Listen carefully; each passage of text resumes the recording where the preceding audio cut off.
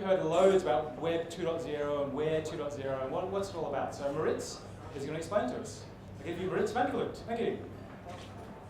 Tonight, my presentation is about Where 2.0, which is where GIS meets Web 2. I'll be showing you some examples, and particularly how this is relevant for us. Just as a refresher, what is Web 2 compared to Web 1? Well, Web 1 is the way as we know it. One-way traffic, publish and forget. But Web 2 is much more about two-way traffic, interacting with your audience, and the power and the wisdom of the clouds and interacting with. That brings along with it loads of new buzzwords, hard to keep up with. But hey, aren't they cool? Yesterday, I created my first tag cloud, and I felt so proud and so young. But does it mean this is just hype? This is just Gen Y, 20-somethings with their iPhones twittering around, and it's just going to go away like a new Vegemite snack? Or can we turn this into something that's really useful for us in the industry? And of course, we can. The key thing there is that we need to understand that with Web 2, what we can do is just add location and stir, and everyone can be a GIS person, right? You can just, with your mobile phone, track it on latitude, and do all kinds of wonderful things. And some examples. I mean, we all know about mashups. We've seen mashups of the Victorian bushfires. You use Google Maps to track the outbreaks of swine flu, and people don't need us anymore. Every man, every guy in his backyard can do it. Flickr, for instance, photographs. Millions, if not billions, of photographs are being now stored in Flickr, and most of them are now being geotagged. That means that this massive database allows you to look around any place in the world. Much more information, much better than, for instance, Street View. Tweeters, some people here are twittering.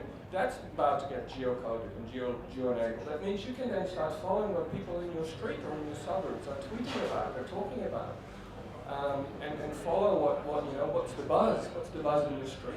Or even on a national scale, Transmap. You can now already see what people in New Zealand are talking about as compared to people in Sydney or people in Melbourne.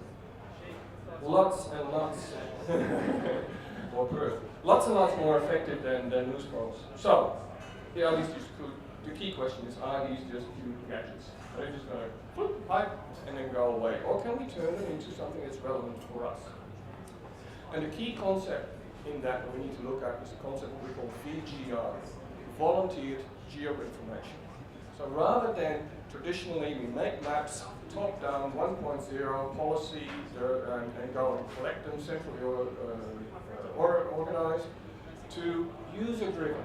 Thousands of people gathering spatial information and putting it together. The most well-known example of that is, of course, OpenStreetMap, where people can just, with their GPS, go ride their bicycle down the road, upload it, or digitize it, just a few streets that they know about. Because there's thousands of them. It just quickly gathers and gets improved, etc., etc. And within 2 years, OpenStreetMap had basically digitized the whole main roadmap of the UK. It's freely available to everyone now and continuously being updated in real time. Compare that to the minimum 6-month cycle that you get from the PSMA. Happening in Australia, where until recently it took 4-year surveys to see where outbreaks of rabbits and where the rabbit pest were. Our friends in Spatial Vision in Victoria created rabbit scan, and within 2 months the community had done the same thing for free. It's amazing. We can use the same thing in emergency management. Emergency 2.0 is a great new initiative that we've started with the Gov2O task force that's going to look at how to bridge the gap between the traditional emergency management community and what's happening in the Web 2 world. It's already happening in the States. USGS is twittering or monitoring Twitter to see where there are information about earthquakes, not just that an earthquake happened, but how much damage is there, how many people are affected. And likewise, you can use it to get alerts out. This is the earthquake that happened in Java last September, and within 3 minutes, there were every second and a half, people were twittering about it and getting information out. So within minutes, you get thousands, if not 10,000 people alerted. You can't do that with traditional systems.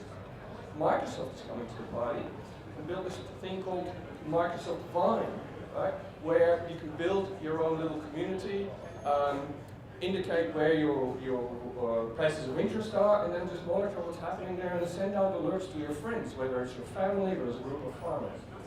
This is the project I was talking about. Follow it. There's a Twitter handle, EM2AU. There'll be a website out coming soon. We need your input to find out what you guys are doing in social media or in emergency services. Follow that.